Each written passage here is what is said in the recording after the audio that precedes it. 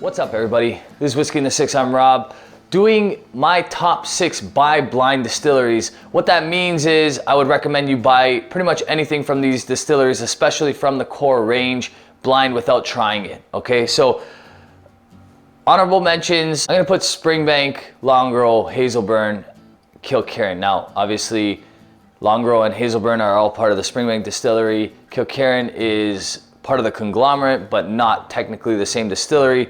They're on honorable mentions because they would pretty much automatically be the #1 on this list for most people. Just impossible to come by. So it's not even worth mentioning them other than in an honorable mention, just because they're just really hard to get these days. Other 2 honorable mentions I'm gonna put on this list are things that I can only get in Canada, and there's a few spots in the world that are starting to get these bottles, but just not enough globally to put them on the list.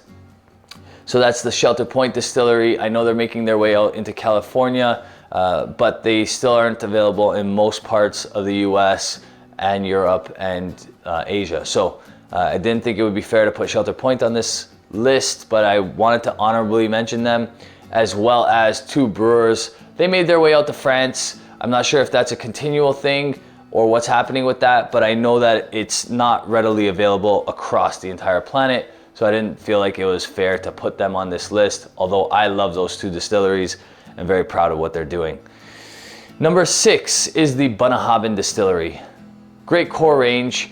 I'm not a huge fan of the special releases that Bunnahabhain does, and that's why they've fallen to number 6. They probably would be a lot higher for many people, but their core range is fantastic. And I had to mention the 12, the 18, the 25. I haven't tried the 12 cask strength. I've heard great things.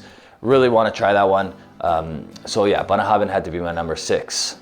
Number 5 is the LAPHROAIG Distillery. Again, fantastic core range. Even the cartridges usually are fantastic as well, but the quarter cask, the 10 cask strength, the lure, those are available every year. They're available in quite a large number. So for me, this had to be on the list. And the only reason it's not higher is because it's pretty heavily peated, and you have to be a fan of that style peat in order to be a fan of LAPHROAIG.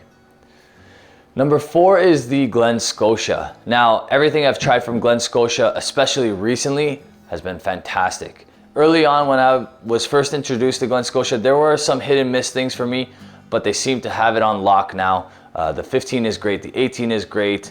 I've heard really good things about their 8-year-old cask strength series. So GLEN Scotia had to be on this list for me at number 4. It's an opportunity to try Campbelltown, not named Springbank, but still get a similar experience, or at least somewhat of a similar experience. So I had to put GLEN Scotia on this list. Number 3 is BENROMACH. Now, this distillery has hurdled many distilleries for me personally in the last little while. Their contrast series is fantastic. Their cask strength is incredible. All right. Yes, their core range still remains at 43%, but I haven't heard anybody say a bad thing about any of those bottlings, the 10, the 15, or the 21.